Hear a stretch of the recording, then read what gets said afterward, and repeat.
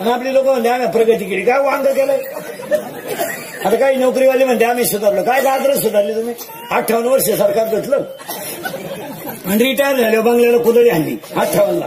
60ला बंगला पुरा झाला. 62ला वास्तू शांती झाली आणि 63ला तर 2 वर्ष श्रद्धा आलं. तू बंगल्यात झोपला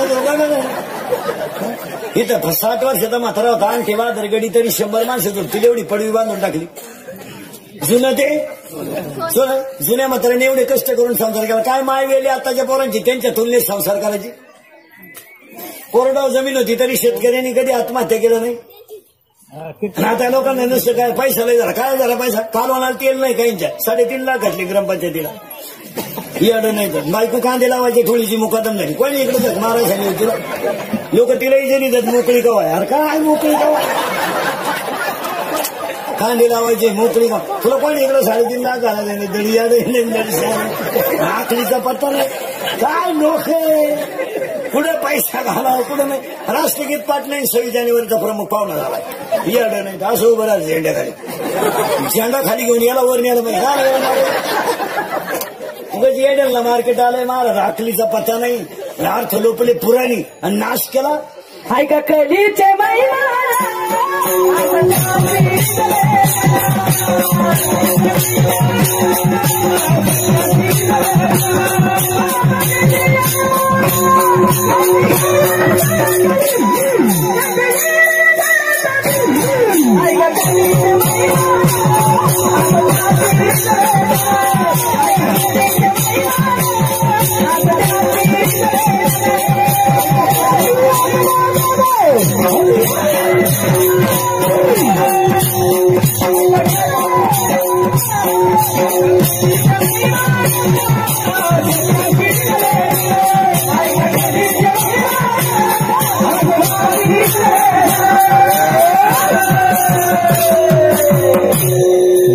इथं नाचलं पाहिजे. लोक डांबरीवर नाचलं. माई वाड्यावर राहतो भाड्याच्या घरात. नाचू कीर्तनाने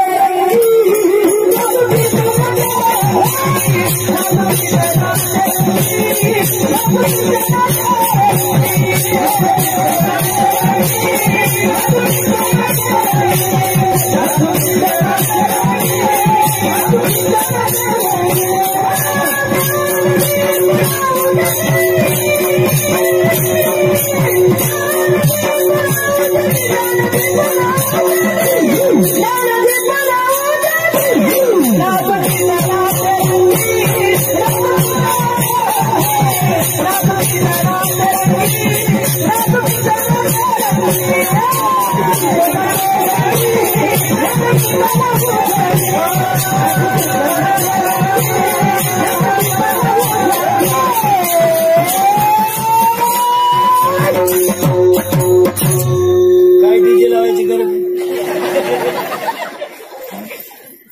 सुन तुझा माझ्यावर भरोसा नाही का? सुनचा आहे तुझ्या पण तुझ्या बापाचा नाही तेव्हा. इथं नाचावा नाचता नाचता गळाला देवाचा. चला थोडं पुढं ते घर झालं हे घर झालं. चिंता बिंता करायची नाही. अभंगातले 2 मुद्दे संपले आणि अभंगातल्या 3ऱ्या मुद्द्याला सुरुवात झाली. आज सगळ्या ग्रामस्थांच्या भजनी मंडळाच्या गायक वादकांच्या गुणीजनांच्या मंडपवाल्याच्या बाईक सिस्टीमवाल्यांच्या सगळ्यांच्या सहकार्याने म्हसोबा यात्रेच्या निमित्ताने कीर्तनाची ताकद कळली नाही तुम्हाला. ऊन सुद्धा कमी झालं.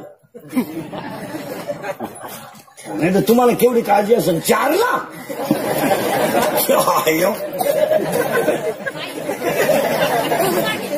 आपला डायरेक्ट वर कॉन्टॅक्ट महाराजाचं खाली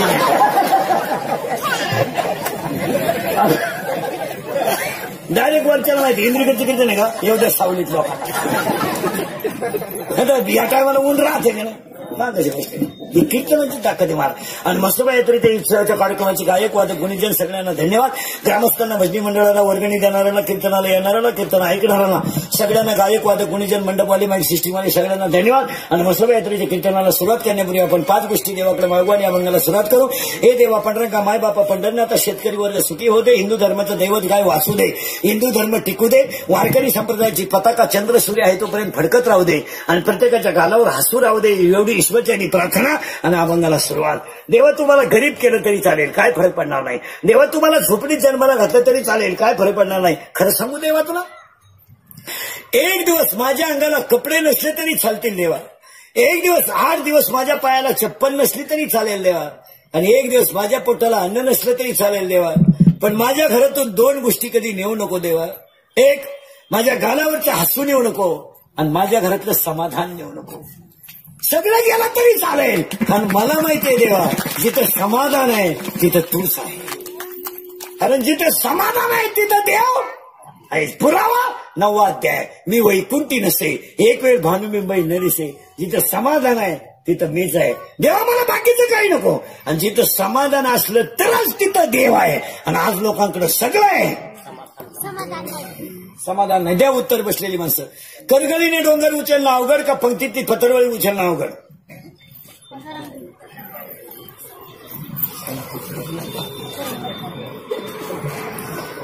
करगळीने डोंगर उचलणं अवघड का पंक्तीतली पतरवळी उचलणं अवघड? उत्तर सांगू. करगळीने डोंगर उचलायला शक्ती लागते, आणि पंक्तीतली पतरवळी उचलायला भक्ती लागते. आज लोकांकडे शक्ती आहे, भक्ती नाही. पैशाला ऊत आला, ऊत ऊत. लोक नुसते बोंबलातात गरीब बिरीब आहेत, थबाड फोडले पाहिजे. ते काय ते गरीब आले, यांना ती सवय झाली महाराज. गरीब म्हणायचं वरून लाटायचं. ही गरीब म्हणायचं घ्या एअर फुकाट, गरीब म्हणायचं घ्या मोटर फुकाट, आणि का पायप आणि हा ना कोठली. ही सवय लागली महाराज. ज्याला हात पाय कान नाक डोळे नाही तो खरा गरीब. काय म्हणते तुमचं बोला. त्याला करोडो रुपयाचे शरीर देवाने फुकट द्यायला, त्याला काय गरीब म्हणत आहे. आज 11 वाजता माणूस कामाला गेला तर 5 वाजता 500 रुपये घेऊन येतोय महाराज. दुपारी 2 तास गॅप घेऊन 2 तास झोपत येतो. मजुरीला जाणार आणि चांगल्या बागायतदाराला याजाने पैसे दिलेत. बागायतदाराकडे काय वांग आहे, ते आपलं कडक कपडे घाले, ते 1.5 लाखाची वाट पाहते, त्याच्याकडे काय गाजरे.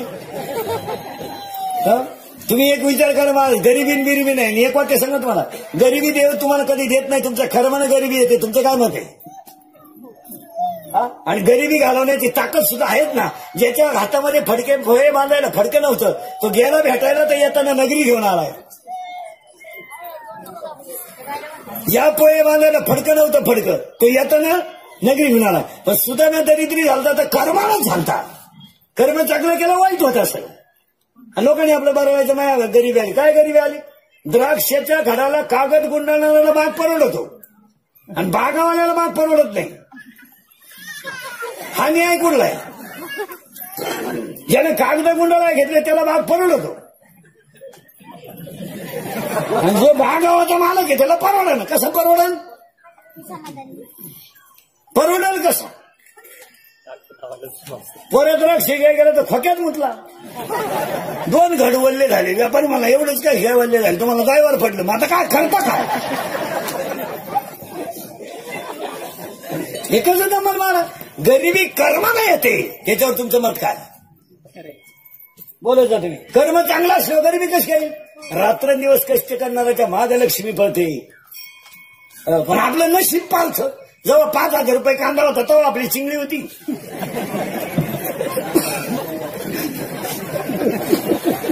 1500 रुपये झाला तर आपला ठोकला.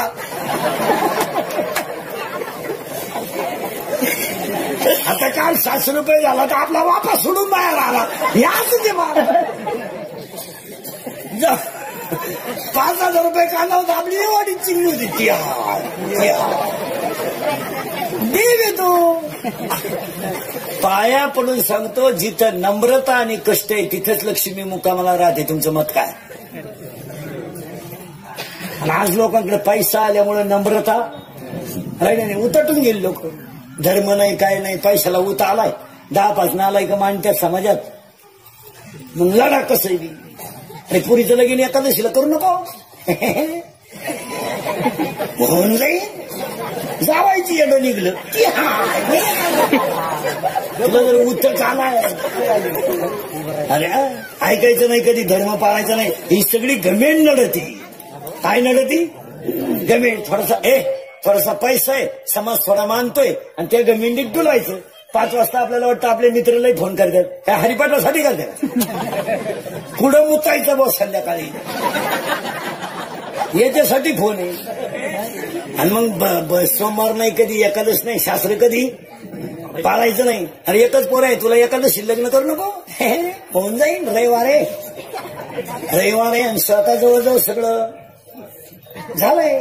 ज्यांना एकादश नाही त्यांना गुलाबजामू करू, आहे त्यांना खिचडी करू. पण केलंच त्यानं 15,000ची लाइटिंग लावली घराव, 10,000ची दारू आणली बेवड्यांना, 22,000चे फेटे आणले येड्यांना. ज्याची पोरगी पळून गेली त्याचे आशीर्वाद आपल्या पोरीला, याचीच सापडलं. उरपाट्या बावलीच्या सुनाला सोनं केलं 13 तोळे, याडबड बायला लुगडी घेतली 1.5 लाखाची, 5 लाखाला ठोकून घेतली आणि सुनच गरोदर निघली. हाची हाय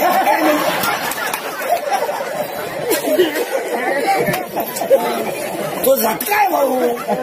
तुम्ही माना नाही तर नका मानू, पण झटका बसणार नाही.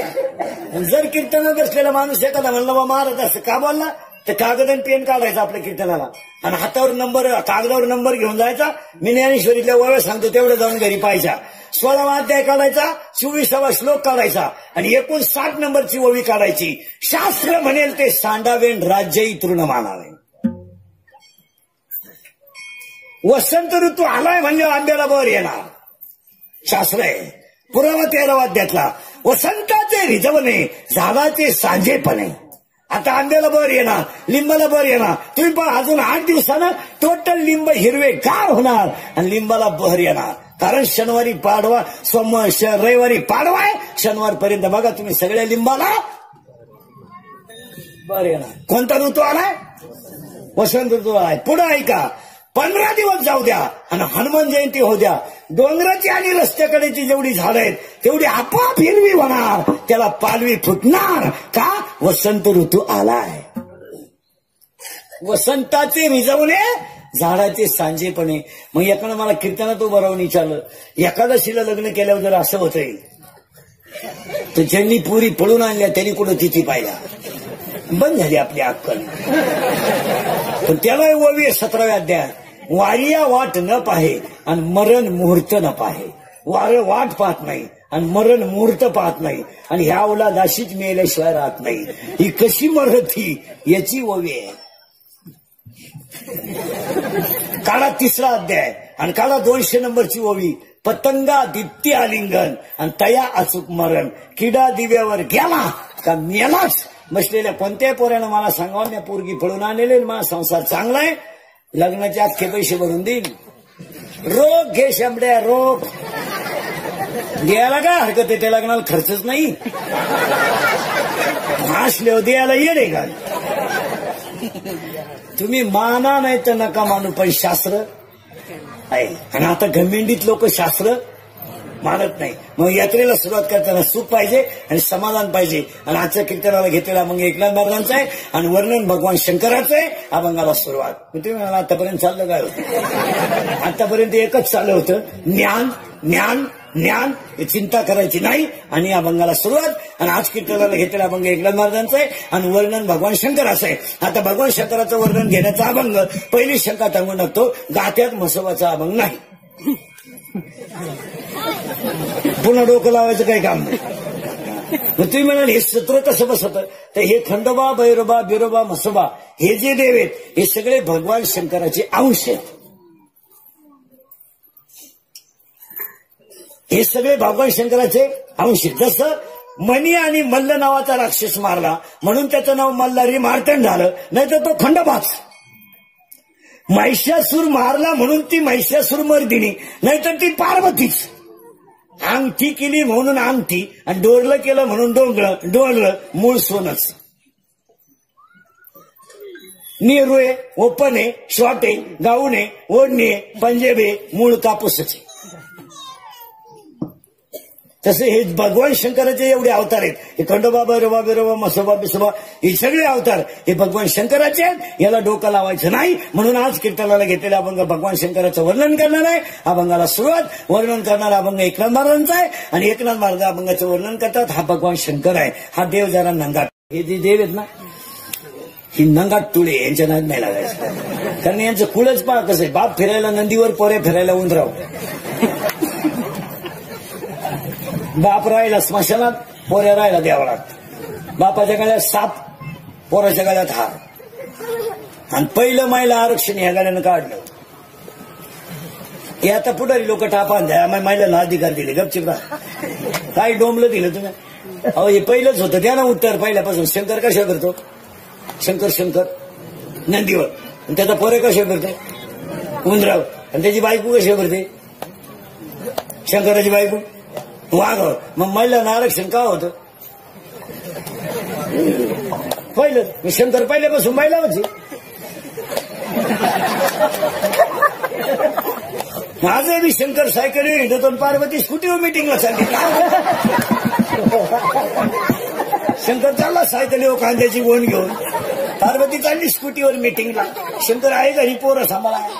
गबस रड नको आई मिटिंगला गेली, गबस रड नको आई मिटिंगला गेली, गबस रड नको आई मिटिंगला गेली, गबस रड नको आता आई येईन. ते कार्ट म्हणलं दूध दे, कुठून देऊ? गबस रड नको आई आली, गबस रड नको आई आली, गबस रड नको आपली आई आली. तो म्हणला थोबाड फोडीन तूही नाही माई एकट्याची.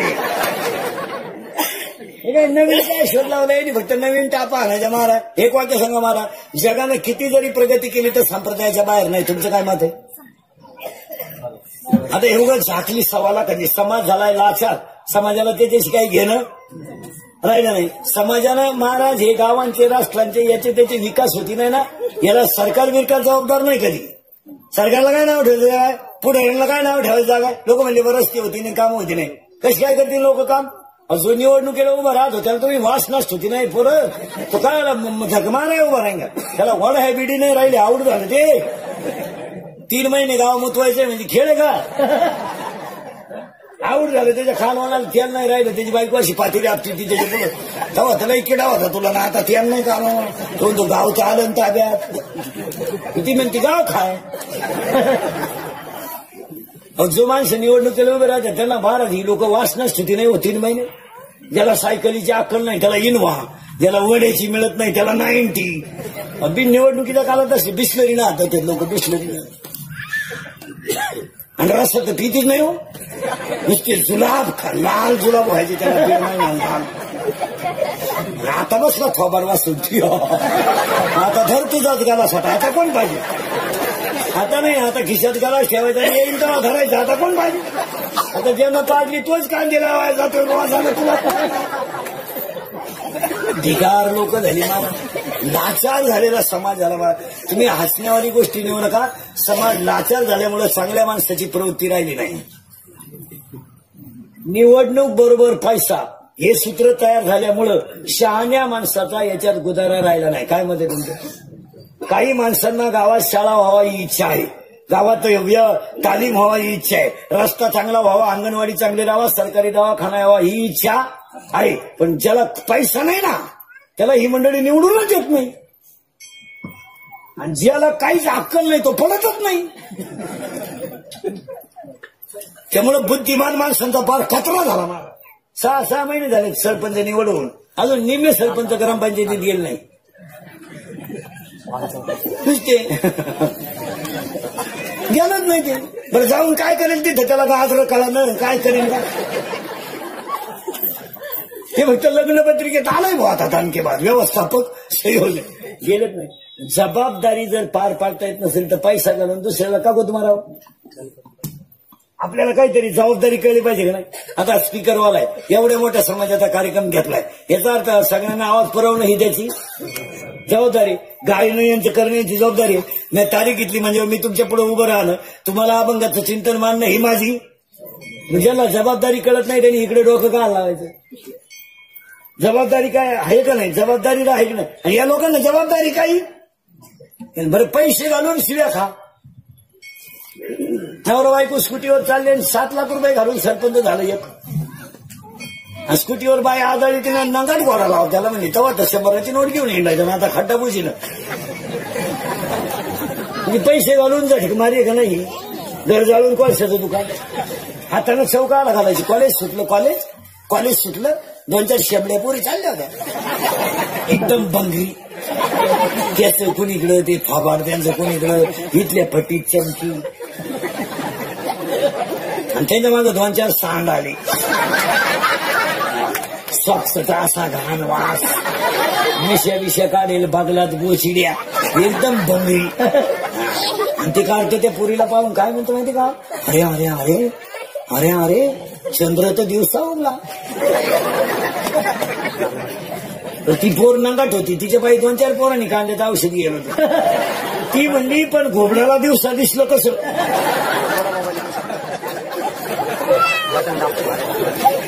हे कुठाने सांगितलं कोणी तुम्हाला महाराज? अरे आपुले आपण करा, मस्तपैकी संसार चांगला करायचा, मस्तपैकी जगायचं, राहायचं तरी किती. आणि काय समाजाची सेवा करून समाज देणार आहे तुम्हाला? काय देणार आहे?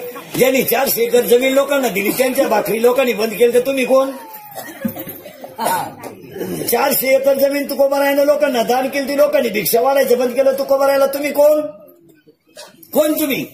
तुम्ही वाटतं 1.5 महिना पाजली गावाला एवढेच उपकार आहे ना. तुम्ही सप्त्याला कधी 11,000ची पावती फाडली. तुम्ही फक्त गावातले तरुण पोरं कामाला लावले. तुम्ही तरी काय कुठं प्रगती केली?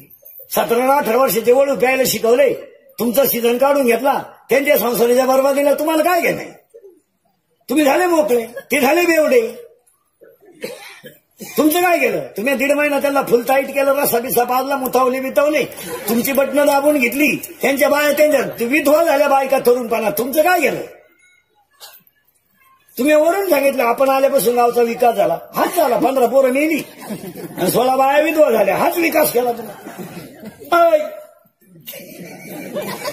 आपलं कीर्तन ऐकल्यावर सुधरत नाही 2-4 दिवस माणसाला. काय बधीर होत होते, बधीर. एकटंच हसत घरी गेलं. पण ध्यानात ठेवा महाराज, ही सगळी फळं भोगावं लागतात. आणि मग ही राजकारणातली माणसं म्हातारी झाल्यावर येडी होते महाराज. अशी इंडाच्या गावात सुकोकोण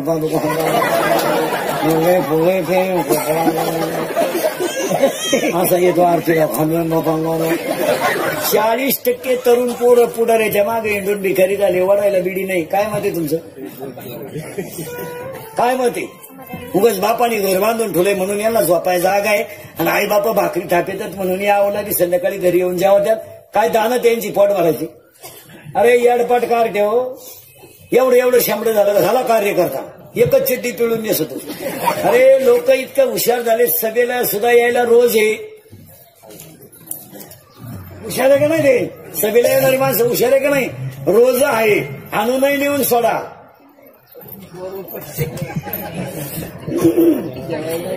जेवण आहे, देऊन आणूनही सोडा. वरून रोज आहे. आणि काम काय आहे का? मग हुशार आहे का नाही? आणि तुम्ही नालायक 18, 20 वर्षाचे टोनगे पुढे मागे भिकारी झाले. पदलायला चड्डी आहे का तो? याड नाही तर मग आवता हा का ना मराना मग शिवा आला ना 150 रुपये म्हैशी. दिवसभर 2 भेटले तर 300 भेटतील नालाय का? आणि हे काय कोणाचे मागे हे का दरिद्री नाही तर. काही माणसं 40-40 वर्ष राजकारणात राहिली, रुपड्यावर इन्कम नाही झालं, फक्त घेतलं आणि सून अंगणवाडी जॉईन झाली. काय गोगरे आता पुढून नाही खाय मागून नाही खाय. काय गोगरे? अहो 2-4 महाराज 100 मधले 10-5 माणसं राजकारणात यशस्वी झाले. काय म्हणायचं मला? 100 कार्यकर्ते जर असतील ना तर 10च यशस्वी झाले. त्यांनी धाबे टाकून घेतले, पंपही टाकून घेतले, पोरही सर्व्हिसला लावून घेतले आणि प्रतिमाही घरात चांगली तयार करून. काय माणसं 45 वर्ष पुढे मागे गेले, आले पिटले. हो मग बायकोला म्हणतो आजही पिटले का? तुम्ही तुझ्या तोंडाला नाही सव, तुला लागली रस्त्याची सव, खा असं तर खा. मग तो आला दिंडीत आमच्या लोकांनी. इकडे एकच वर्ष आला तर एका दिंडीच्या 2 दिंड्या करून दिल्या. म्हणजे ते स्विच आहेत.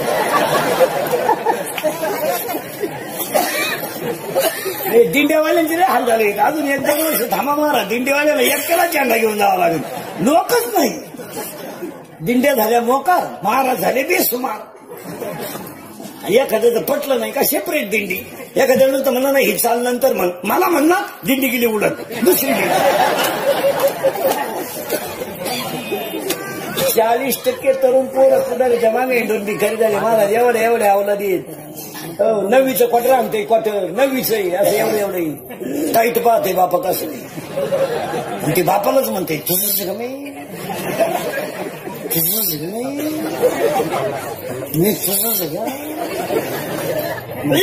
माझ्या तेवढा फरक कसा. त्याचा बाप बोल ना आता मी म्हणतोय बा माझा आहे म्हणून. विचार तुझ्या आईला आता आम्ही दोघं सोडून